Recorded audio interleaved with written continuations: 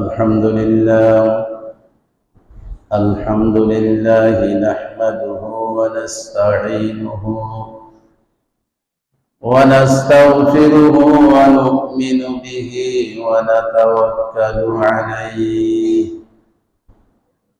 ونعوذ بالله من شرور أنفسنا ومن سيئات أعمالنا من يهد الله فلا مضل له ومن يضلله فلا هادي له ونشهد أن لا إله إلا الله وحده لا شريك له ونشهد أن سيدنا ومولانا محمدا عبده ورسوله أما بعد فقد قال الله تعالى في كلامه المجيد والفرقان الحميد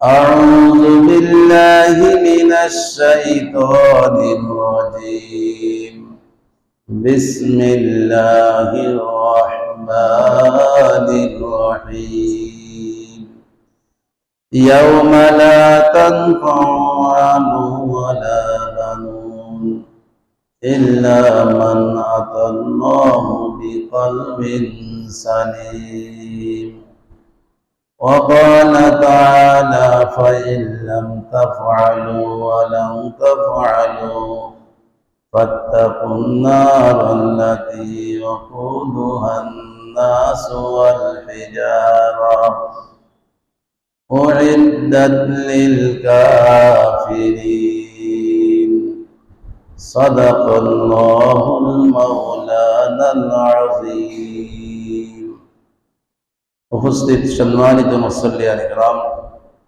ও পর্দার মা ও বোনেরা, আসসালামু আলাইকুম ওয়া রাহমাতুল্লাহি ওয়া বারাকাতুহু।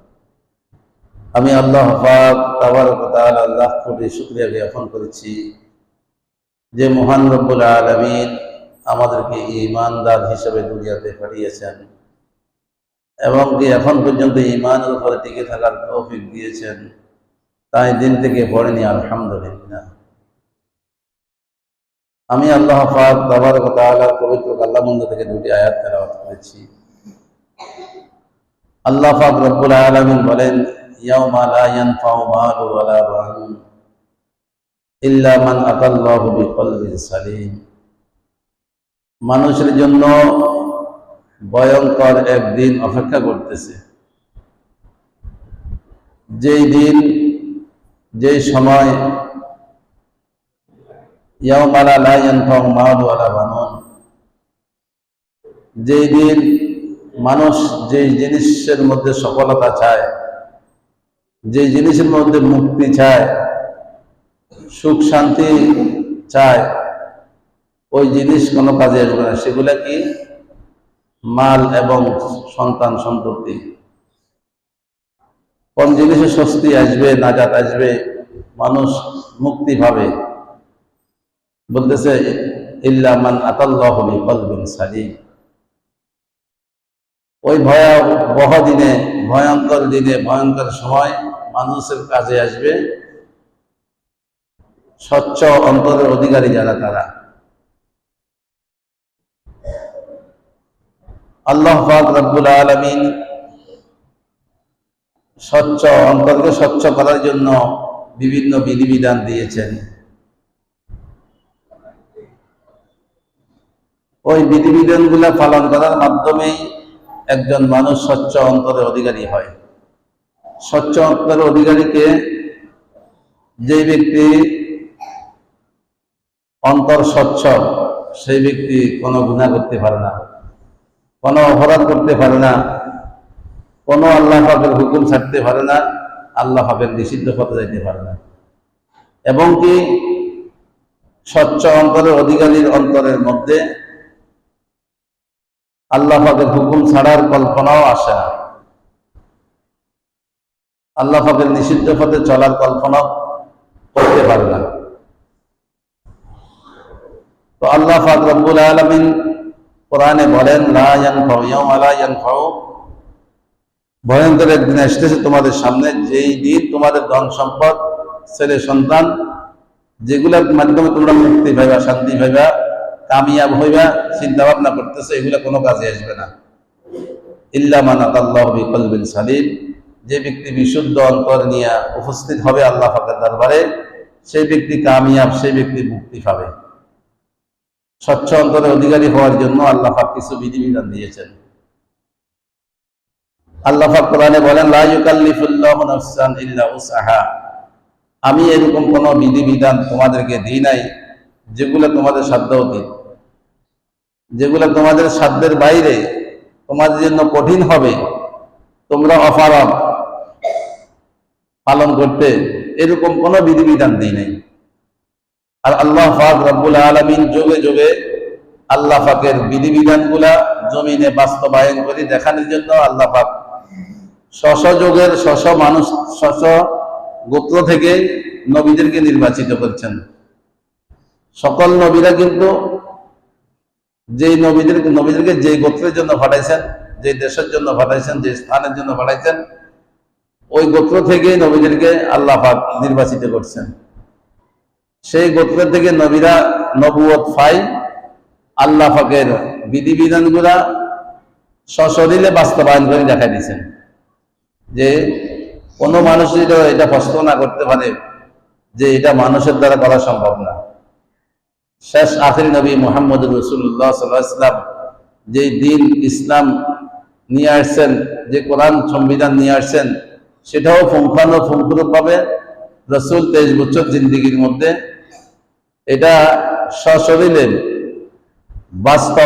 এটা বাস্তবায়ন করে দেখাই দিয়েছেন। তো এরকম কোন বিধিবিধান দেন নাই যেটা মানুষের সাধ্যের বাইরে। কোন ব্যক্তি যদি বলে যে আমি ধনী ছিলাম, আমার অর্থ সম্পদ বেশি ছিল, আমার অর্থ সম্পদের ব্যস্ততার কারণে আল্লাহ আপনার হুকুম পালন করতে পারি নাই, আমি মাআজুল ছিলাম, অপারগ ছিলাম, আমাকে আল্লাহ মাফ করলেন, আল্লাহ তাদেরকে বলবেন যে একে আগে জাহান্নামে নিক্ষেপ করো। কেন? তাকে ওই দিন ইব্রাহিম আলাইহিস সালামকে দেখাইবেন যে ইব্রাহিম আলাইহিস সালাম এত সম্পদের মালিক ছিল। ইতিহাসে লেখে যে ইব্রাহিম আলাইহিস সালামের ছাগলের পাল পাহারা দেওয়ার জন্য 400 কুকুর ছিল। ওই প্রশিক্ষণপ্রাপ্ত কুকুরগুলা কয়েক হাজার ছাগলকে একজনে নিয়ন্ত্রণ করতে পারতো, ভাড়া দিতে পারতো। এরকম এত ছাগল, মানে সম্পদের একটা দিক, শুধু ছাগল এত ছিল যে এগুলাকে পাহারা দেওয়ার জন্য 400 কুকুর ছিল। ইব্রাহিম আলাইহিস সালাম মক্কার মরুভূমি, জনমানবহীন জায়গা, যেখানে জুমজুম কূপ আল্লাহ পাকের রহমতে আল্লাহ পাক দান করলেন, সেখানে বিভিন্ন দেশের কাফেলারা আসি, পানির ব্যবস্থা আছে দেখি সেখানে বাড়িঘর নির্মাণ করতেছে। মরুভূমি মক্কাকে আবাদ করে শহরে রূপান্তরিত করছে। আর সেখানে জমজম কূপের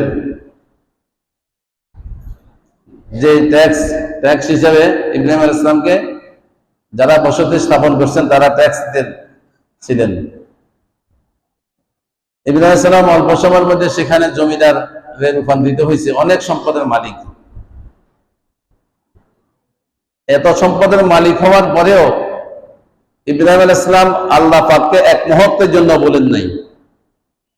আল্লাহ পাকের স্মরণ ইব্রাহিম আলাইহিস সালামের থেকে এক সেকেন্ডের জন্য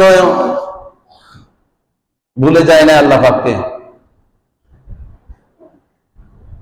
এক সময় ফেরেশতারা বলল, ইয়ে বারি তাআলা, আপনি ইব্রাহিম আলাইহিস সালামকে খলিলুল্লাহ, আপনার দোস্ত উপাধি দিলেন, এখন ইব্রাহিম আলাইহিস সালাম সম্পদের মধ্যে ডুবি রয়েছে, সম্পদের মধ্যে ডুবি থাকি আবার কিভাবে খলিলুল্লাহ উপাধি পায়, খলিলুল্লাহ হয়? আল্লাহ পাক ফেরেশতাদেরকে বলেন, আমি যেটা উপাধি দিছি, যেটা আমি ঘোষণা দিছি, এটাই সঠিক, তোমরা বুঝো নাই, তোমাদের বুঝে আসে নাই। তখন বলতেছে, যদি আমার ইব্রাহিমকে যে খলিলুল্লাহ উপাধি দিছি সে যদি উপযুক্ত না হয়, এটার আমার এলেমে যেটা আছে আমি যেটা দিছি এটাই সঠিক, এর ফলে তোমাদের বুঝে যদি না আসে তোমরা পরীক্ষা করে দেখো। তখন একজন ফেরেশতা ফকিরের বেশে ইব্রাহিম আসলাম বাড়ির পাশ থেকে একটু দূরে বসি বলতেছে, সুবহানাজিল মুলকি ওয়াল মালাকুতি, সুবহানাজিল ইজ্জাতি ওয়াল আজমাতি ওয়াল হাইবাতি ওয়াল কুদরাতি ওয়াল কিবরিয়া ওয়াল জাবারুত, সুবহানাজিল মালিকিল হাইয়্যিল লাযী লা ইয়ানামু ওয়া লা ইয়ামুতু আবাদান আবাদান সুবহুল কুদ্দুসুর রাব্বুনা রাব্বুল মালাইকাতি ওয়াল রূহ। যে কত পবিত্র আল্লাহ, যিনি জগৎসমূহের মালিক, দেশসমূহের মালিক, যিনি ফেরেশতাদের মালিক, যিনি ক্ষমতার মালিক, যিনি ইজ্জতের মালিক, যিনি বেইজ্জতের মালিক। এভাবে বলি বলি গুণবাচক শব্দগুলা বলতেছেন, সুবহানাজিল মুলকি ওয়াল মালাকুতি। এই আওয়াজটা ইব্রাহিম আলাইহিস সালাম ঘরে ছিলেন, আওয়াজটা বাইরে থেকে যখন কানে আসছে উনি আর ঘরে থাকতে পারেন নাই, উনি বাইরে বাইরেছেন, বাইরে দেখতেছেন দূরে একটা ফকির বসে বসে এই শব্দগুলা বলতেছে। তার কাছে ছুটি গেলেন, যাই বলতেছেন, আমাকে তুমি কি বলতেছিলে এই শব্দগুলো আমাকে আবার শোনাও। বলতেছেন, আমি শুনাইতে পারবো না, আমার মনে চাইতেছে না। না বলতেছে, না শোনাও, আমার এই শব্দগুলা শুনতে মনে চাইতেছে, আমার মনে চাইতেছে সারা জীবন আমি এই শব্দগুলা শুনি, আমার মনিবের গুণবাচক শব্দগুলো আমি শুনি। উনি বলতেছে না, বলতেছে তুমি কি চাও? বলে আমি কিছু চাই না, আমি বলতে সব মনে চাইতেছে না আমার। বলতেছে, আমার সম্পদে তোমাকে অর্ধেক দিয়ে দিব, তারপরে তুমি শব্দগুলো শোনাও আমাকে। বললেন যে না, আমার মনে চায় না। ইব্রাহিম ইসলাম প্রস্তাব দিলেন যে আমার সম্পদ পুরাটা দিয়ে দিব তোমাকে, আমার যত সম্পদ আছে সব দিয়ে দিব, তারপরেও তুমি আমাকে যে আমার আল্লাহর গুণবাচক যে শব্দগুলা বলতেছিলা এটা আমাকে শোনাও। কিছুক্ষণ পরে লোক উদাও হয়ে গেছে। ইব্রাহিম ইসলাম চিন্তা করলেন, এরকম তো অদৃশ্য হয়ে যায় ফেরেশতারা, ফেরেশতা ছাড়া তো আর কেউ হইতে পারে না। তখন আল্লাহ পাকের দরবারে আসতে বললেন যে, আল্লাহ, আপনার হিকমত বুঝার ক্ষমতা কারো নাই। যে ইব্রাহিম ইসলাম বাস্তবেই আপনি যে খলিলুল্লাহ উপাধি দিয়েছেন, এত সম্পদ উনার থাকার পরেও উনি আপনার মোহাব্বত, আপনার ভালোবাসা, আপনার আজমত তার অন্তরের মধ্যে ভরপুর। এত সম্পদ, এই সম্পদ আল্লাহ আপনি দিয়েছেন, কিন্তু সম্পদের মোহাব্বত তার মধ্যে নাই, আপনার মোহাব্বত তার মধ্যে। এটা প্রমাণ হয়ে গেছে, পরীক্ষার মধ্যে প্রমাণ হয়ে গেছে। বলতেছে সে এত সম্পদের মধ্যে আমরা মনে হচ্ছে সম্পদের মোহাব্বতের মধ্যে ডুবে নিয়েছেন না, আপনার মোহাব্বতের পরিবর্তে ওই সম্পদ তার কাছে তুচ্ছ। না হলে আপনার গুণবাচক শব্দ কয়টা আমি ওনার কানে পৌঁছে পরিমাণে আওয়াজে বলছি, সেই আওয়াজগুলো আবার শোনা, পুনরায় শোনার জন্য তার সব সম্পদ বিলীন করে যাওয়ার জন্য, দান করে যাওয়ার জন্য প্রস্তুত। তো যদি কোনো ব্যক্তি বলে আল্লাহ পাক স্বচ্ছ অন্তরের অধিকারী হওয়ার জন্য আল্লাহ পাকের যে বিধিবিধান গুলো দিয়েছেন এগুলা পালন করতে গিয়ে যারা গরিব অসহায় শ্রেণীর যারা আছে তারা যদি বলে যে আমি গরিব ছিলাম, আমি ধনী ছিলাম, ধনী শ্রেণীর লোকেরা বলে আমার অর্থ সম্পদ এগুলা রক্ষণাবেক্ষণ করতে গিয়ে আমি সময় পাই না আপনার হুকুম পালন করতে, আল্লাহ আমাকে মাফ করে দেন। আল্লাহ ফেরেশতাদেরকে বলবেন, ইব্রাহিম আলাইহিস সালামের কে উপস্থাপন করি যে আমার নবী ইব্রাহিম অনেক সম্পদের মালিক আমি করছিলাম, কখনো তো উনি এক মুহূর্ত আমাকে ভুলেন নাই। তখন ধনীদেরকে উত্তর দেওয়ার কোনো রাস্তা থাকবে না। এরকম ভাবে যদি কোনো ব্যক্তি গরিব শ্রেণীর লোকেরা বলে আমরা অসহায় ছিলাম, অর্থ সম্পদ ছিল না, যার কারণে অর্থ সম্পদ উপার্জন করতে গিয়ে আপনাকে ডাকবার সময় হয় না, আপনার হুকুম পালন করতে সময় হয় নাই, আল্লাহ পাক রব্বুল আলামিন আমার নবী মুহাম্মদ রাসূলুল্লাহ সাল্লাল্লাহু আলাইহি ওয়াসাল্লামকে উপস্থাপন করবেন। নবী মুহাম্মদ রাসূলুল্লাহ সাল্লাল্লাহু আলাইহি ওয়াসাল্লাম একাদশে ওনার পরিবারের মধ্যে 2-3 দিন পর্যন্ত চুলা জ্বলত না, কোনো খানার ব্যবস্থা ছিল না। একটা খেজুর খাই, পানি খাই, একটা খাজুর এবং একটা পানির উপরেই 1 দিন 2 দিন 3 দিন অতিবাহিত করত। খন্দকের যখন যুদ্ধের সময় মদিনার চতুর্পাশে গর্ত করতেছেন সরা কাটতেছেন, তখন রসুলের পেটের মধ্যে 3টা পাথর বাঁধছেন।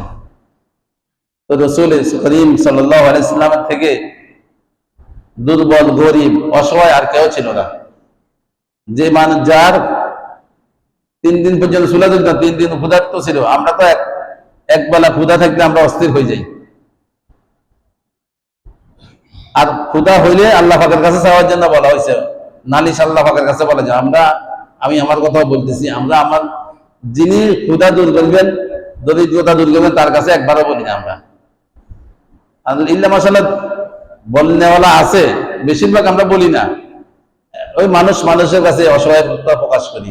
যে মানুষ আমার অসহায়তার কথা শুনি, কোনো সহযোগিতা করবে না, আরো বরঞ্চ পাইলে আমার দুর্বলতা বুঝি, জানি, সে আমাকে আরো কিভাবে হস্তন্যস্ত করবে এই চিন্তা আসে অনেক জনেরই। তো আমরা মানুষের কাছে হাই উতাস করি, আল্লাহ পাকের কাছে বলি না। তো আমরা এত অসহায় না, এত গরিব না যে নবীরা যেভাবে ক্ষুধার্ত ছিল, 2-4 দিন উপবাস ছিল, এরকম আমাদেরকে উপবাস থাকতে হয় নাই। তো যদি কোনো গরিব শ্রেণীর যারা আছি আমরা, তারা যদি বলি, আল্লাহ আমি অর্থ সম্পদের কারণে, গরিবের কারণে আমি আপনাকে ডাকতে পারি নাই, আল্লাহ পাক আমাদের নবী মুহাম্মদ রাসূলুল্লাহ সাল্লাল্লাহু আলাইহি ওয়াসাল্লামকে উপস্থাপন করবেন ওই ভয়ঙ্কর দিন, যেই দিনের কথা বলছেন ইয়াউমা লা ইয়ানফাউ মালু ওয়ালা বানুন। ভয়ঙ্কর একদিন অপেক্ষা করতেছে, যেই দিন তোমাদের ছেলে মেয়ের ধন দৌলত তোমাদের কোনো কাজে আসবে না। ওই দিন এরকম ভাবে যদি কোনো ব্যক্তি বলে, আল্লাহ আমি অসুস্থ ছিলাম, আমরা বিভিন্ন অসুস্থতার অজুহাতে যে আল্লাহ পাকের হুকুমগুলো যেভাবে পালন করা দরকার ওইভাবে করি না। সকল কাজকর্মগুলো আমরা সারাই, অনেক সময় একটু অসুবিধা হবে, এই জন্য বসে নামাজ পড়ি, চেয়ারে বসে নামাজ পড়ি, বা দান খায়রাত বা নামাজটা জমাতে পড়ার দরকার জমাতে পড়ি না, ঘরে বসে পড়ি বেদি। আমার ব্যবসার একটু ক্ষতি হবে, জমাতে সুন্নতম আপনারা নামাজ পড়া, আমি ব্যবসা প্রতিষ্ঠানের মধ্যে নামাজ পড়ি বেদি। একটু শরীর খারাপ লাগে, জমাতে আসি না। এই ধরনের যে সমস্ত অসুস্থতার অজুহাতে আল্লাহ পাকের হুকুমগুলো যথা নিয়মে যারা আমরা পালন করি না, তারা যদি ওই দিন বলে আমি অসুস্থ ছিলাম, আল্লাহ আমাকে মাফ করে দেন, আপনার হুকুম আমি পালন করতে পারি নাই, আল্লাহ পাক আইয়ুব আলাইহিস সালামকে উপস্থাপন করবেন। আইয়ুব আলাইহিস সালামকে আল্লাহ পাক এত কঠিন পরীক্ষার মধ্যে ফেলাইছেন, আইয়ুব আলাইহিস সালামের পুরো শরীর কুষ্ঠ রোগে একেবারে চামড়া গোস্ত চলে গেছে, শুধু হাড় গুলো ছিল। কলিজাটার মধ্যে যখন নাকি পোকায় শরীর থেকে শরীর নিচে পড়ে গেছে, আবার উঠে নিচে বলতেছে, তুমি কোথায় যেতেছ? আল্লাহ পাকের দেওয়া সম্পদ খাওয়ার জন্য বলছেন, তুমি চলে যেতেছো কেন? তখন কলিজার মধ্যে পর্যন্ত কামড় দিছে। মানে এরকম কঠিন অসুস্থ ছিল, এত কঠিন পরীক্ষার মধ্যে ছিল আইয়ুব আলাইহিস সালাম। এর ফলে এক মুহূর্তের জন্য আল্লাহ পাককে ভুলেন নাই। তো যদি যারা আমরা অসুস্থ, আল্লাহ পাক সুস্থ অসুস্থ সবকিছু আল্লাহ পাকের রহমত, আল্লাহ পাকের নেয়ামত। আমরা যারা অসুস্থ, তারা অসুস্থতার ভান করি যদি বলি, আল্লাহ আমি অসুস্থ ছিলাম, যার কারণে আপনাকে ডাকতে পারি না, আমাকে মাফ করে দেন, আল্লাহ পাক আইয়ুব আলাইহিস সালামকে উপস্থাপন করবেন।